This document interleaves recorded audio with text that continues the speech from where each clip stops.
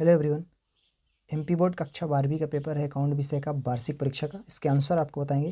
तो देखिए, पहला प्रश्न है, सही विकल्प चुनिएगा। पहला प्रश्न है, आय व्यय खाते से ज्ञात होता है। तो आय व्यय खाते से ज्ञात होता है अधिक या कमी, सा नंबर इसका सही हो जाएगा। दूसरा प्रश्न है, अंशों का हरण करते समय अंश पूंजी को नामे किया जाता है। तो अ नंबर इसका सही हो जाएगा अंकित मूल्य से। तीसरा प्रश्न है, साझेदारी का अनिवार्य अंग है। तो इसका ब नंबर हो जाएगा हानि तथा लाभ दोनों को बांटना साझेदारी का अनिवार्य अंग कहलाता है। इसके आगे चौथा प्रश्न कह रहा है, रोकड़ प्रवाह विवरण संबंधित है। तो रोकड़ प्रवाह विवरण किससे संबंधित है? लेखांकन प्रमाप 3 से।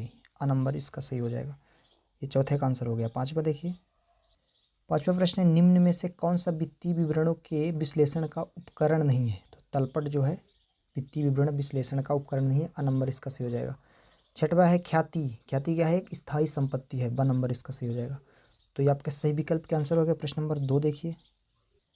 दूसरा प्रश्न में है, रिक्त स्थान की पूर्ति कीजिए। पहला प्रश्न है, अयाचित लाभांश खाली स्थान पक्ष में दर्शाया जाता है तो दायित्व पक्ष में दर्शाया जाता है। इसका हो जाएगा दायित्व। दूसरा है, अनुपात विश्लेषण दो मदों के मध्य खाली स्थान संबंध को अभिव्यक्त करता है तो तुलनात्मक संबंध। तो दूसरे का हो जाएगा यहाँ पे तुलनात्मक।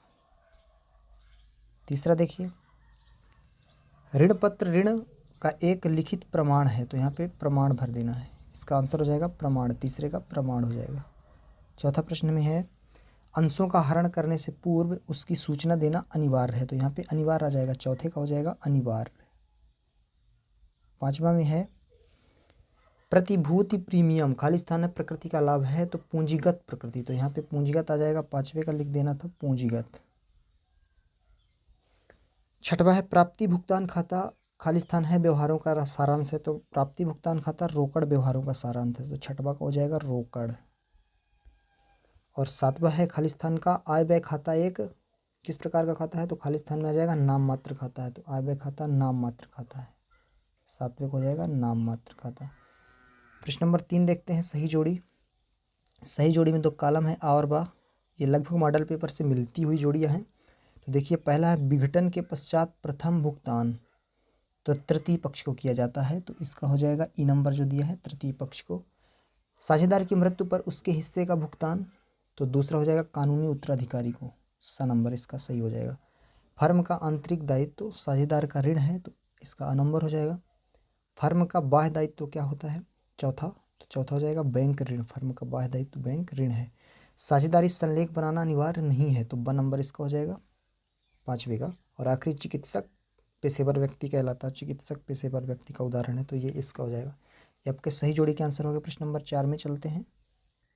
प्रश्न नंबर 4 देखिए, चौथा प्रश्न में है, एक शब्द वाक्य में उत्तर लिखिए जिसका पहला प्रश्न है, आय व्यय खाता किस खाते की सहायता से बनाया जाता है? तो प्राप्ति एवं भुगतान खाता। पहले का हो जाएगा प्राप्ति भुगतान खाता। प्राप्ति भुगतान खाते इसकी सहायता से आय व्यय खाता बनाया जाता है। दूसरा है, कंपनी के लाभ हानि को अनुसूची के अनुसार कौन से शीर्षक में दिखाया जाता है? दूसरा। तो इसका हो जाएगा दायित्व पक्ष। इसका हो जाएगा दायित्व पक्ष। और तीसरा है, कुल लागत कुल विक्रय के बराबर कहाँ होती है? तीसरा। तो तीसरे का हो जाएगा सम विच्छेद बिंदु। सम विच्छेद बिंदु। तो ये आपके तीसरे का आंसर हो गया। चौथा है, ऋण पत्र का प्रतिफल क्या कहलाता है? तो ऋण पत्र का प्रतिफल ब्याज कहलाता है। तो यहाँ पे क्या हो जाएगा? ब्याज। चौथे का ब्याज हो जाएगा।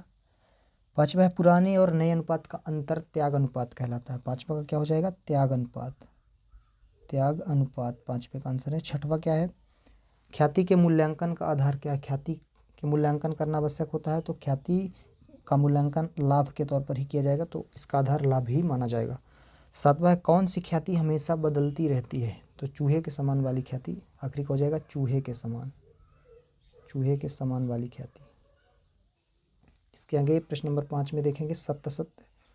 सत्य सत्य लिखिए। पांचवा प्रश्न है, पहला प्रश्न, कंपनी के चिट्ठे में अधिकृत पूंजी को दर्शाने की आवश्यकता नहीं होती तो सत्य है असत्य? तो पहला असत्य हो जाएगा तो इसमें असत्य लिख देना है। पहले का असत्य है। दूसरा है, वित्तीय विश्लेषण केवल लेनदारों द्वारा प्रयोग में लाए जाते हैं तो ये भी असत्य है। दूसरा भी असत्य हो जाएगा। तीसरा है, तुलनात्मक विवरण क्षैतिज विश्लेषण का एक रूप है तो ये सत्य है। तीसरा क्या हो जाएगा? सत्य। चौथा है, बंधक ऋण पत्र सुरक्षित ऋण पत्र कहलाते हैं तो ये भी सत्य हो जाएगा। और पांचवा, अंशों के समर्पण का आधार अंशधारी का होता है, तो ये भी सत्य है। और आखिरी, साझेदारी अनुबंध सदैव लिखित होता है, नहीं ये मौखिक भी हो सकता है, तो ये असत्य हो जाएगा। तो आपके पहले शुरू के 2 असत्य थे, ये असत्य हैं, और 3 फिर सत्य हैं, और आखिरी आपका असत्य था। तो ये लेखाशास्त्र का पेपर था, अकाउंट विषय का आपका बही खाता का, कक्षा 12वीं MP बोर्ड का वार्षिक परीक्षा का। आपके कितने ऑब्जेक्टिव सही हैं 32 में से, आप कमेंट करके बताइए।